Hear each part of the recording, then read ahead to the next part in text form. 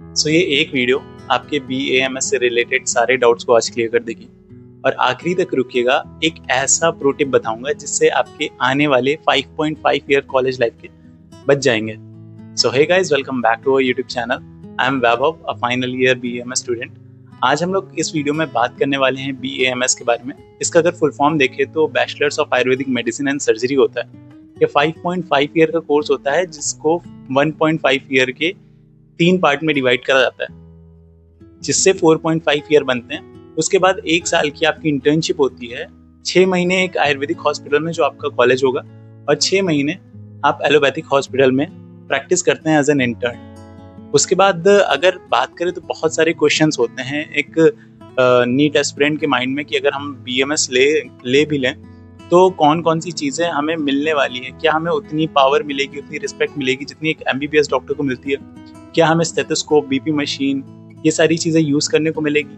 क्या हम टेस्ट लिख पाएंगे जो LFT होते हैं, KFT टेस्ट होते हैं और ग्लूकोज टेस्ट होते हैं, ये सारी चीज़ें हम लोग लिख पाएंगे? क्या हमारे पास उतनी पावर होगी? क्या हम डायग्नोसिस बना पाएंगे? क्या ट्रीटमेंट कर पाएंगे? क्या हम मॉडर्न मेडिसिन प्रैक्टिस कर पाएंगे कि नहीं कर पाएंगे? तो आज इस वीडियो में सारे आपके क्वेश्चंस का आंसर मिल जाएगा।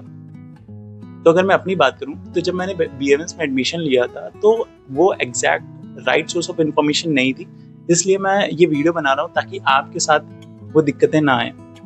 तो आपकी कॉलेज लाइफ कैसे होने वाली है मैं बता देता हूँ इन अ फॉर्म ऑफ स्टोरी। तो देखो, जब मैं BMS में एंटर किया था तो मैंने देखा कि मुझे 2 सब्जेक्ट्स पढ़ने को मिल रहे हैं मॉडर्न। एक है एनाटॉमी और एक है फिजियोलॉजी।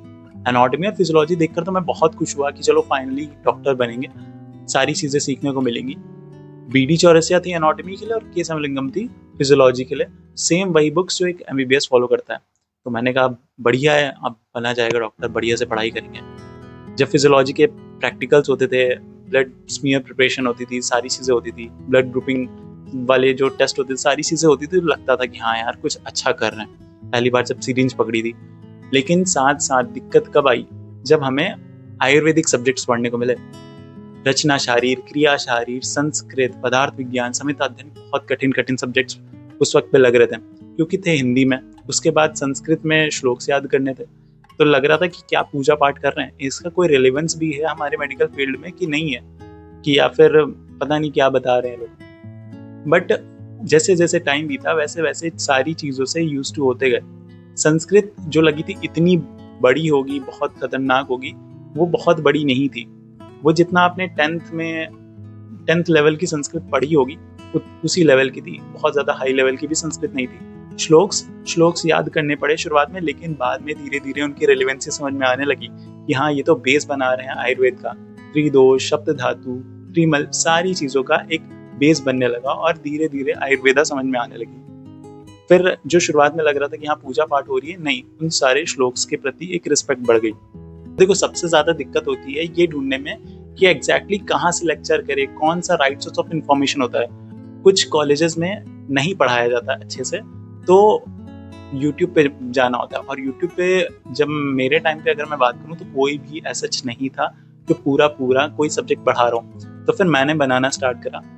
तो आज BMS फर्स्ट ईयर की मोस्टली सारे सब्जेक्ट्स मैंने कवर कर लिए हैं। पूरा playlist A to Z from chapter 1 to chapter last सारी चीज़ें मैंने बना रखी हैं। चाहे वो संस्कृत हो, चाहे पदार्थ विज्ञान हो, चाहे मॉडर्न एनाटॉमी हो, चाहे मॉडर्न फिजियोलॉजी हो, सारी चीज़ें वहाँ पे आपको मिल जाएगा। क्रिया शारीर इनफैक्ट पूरा पढ़ा रखा है। तो आप इस चैनल को जाके अच्छे तरीके से देखेंगे तो आपको फर्स्ट ईयर का पूरा क्या कैसे करना है समझ में आ जाएगा। और बहुत छोटी छोटी वीडियो बनाएंगे ताकि बहुत दिक्कत ना हो। फॉर संस्कृत जहाँ बड़ी वीडियोस की ज़रूरत है, जैसे फिजियोलॉजी, मॉडर्न फिजियोलॉजी, वहाँ पे बड़ी भी बनाई है। फिर उसके बाद सेकेंड ईयर में आते हैं। सेकेंड ईयर में जब आते हैं तो हमें पढ़ने को मिलता है अगत तंत्र, जिसको टॉक्सिकोलॉजी बोलते हैं, स्वस्थवृत्त, जिसको कम्युनिटी मेडिसिन बोलते हैं। उसके बाद अपना फार्मेकोलॉजी, जिसको द्रव्यगुण बोलते हैं, और रसशास्त्र, भेषज कल्पना।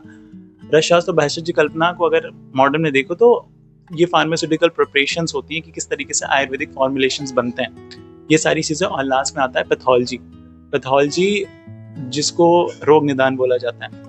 पैथोलॉजी में डिजीज को किस तरीके से डायग्नोस करते हैं, कि कौन कौन से टेस्ट होते हैं, PCR टेस्ट, एलाइजा टेस्ट, इन सारी चीज़ों के बारे में हम लोग पढ़ते हैं। साथ साथ आयुर्वेदिक कॉन्सेप्ट भी देखते हैं कि कौन सा डिजीज किस तरीके से उत्पन्न हुआ है, कौन सा संप्राप्ति है, संप्राप्ति मतलब किस तरीके से वो प्रोसेस है उसके पीछे की, जो प्री पैथोजेनेसिस और पैथोजेनेसिस स्टेज होती है, वो सारी चीजें हम लोग पढ़ते हैं। फिर आते हैं फाइनल ईयर पे। फाइनल ईयर में आता है अपना क्लिनिकल सब्जेक्ट्स का दौर। क्लिनिकल सब्जेक्ट्स जैसे कि गायनेकोलॉजी, पीडियाट्रिक्स, सर्जरी, ENT, सारी चीजें आती हैं modern along with Ayurvedic perspective.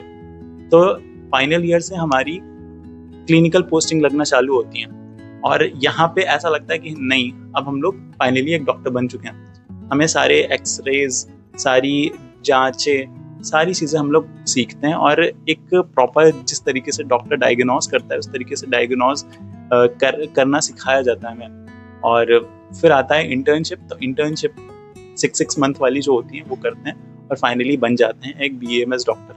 अब BAMS डॉक्टर तो बन गए, अब क्या कोई स्कोप है भी कि नहीं है?